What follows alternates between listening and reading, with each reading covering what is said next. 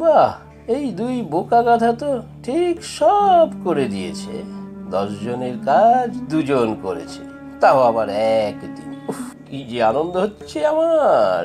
মল্লিক বাবুর থেকে 10 জনের টাকা নেবো, হ্যাঁ, আরো বেশি টাকা চাইবো খাওয়ারের জন্য। কিন্তু 2 জন গেল কোথায়? এদিকে তো দেখছি না।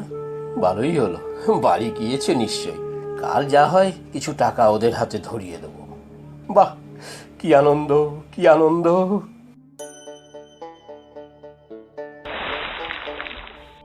বাহ, এখনো তো কত বড় বড় মাছ আছে দেখছি এই পুকুরে। পুকুরটা পরিষ্কারও করিয়েছে বেশ। কিছু টাকা না হয় বকশিসও দিয়ে দেব। না, এখন উঠি, সন্ধেও হয়ে আসছে।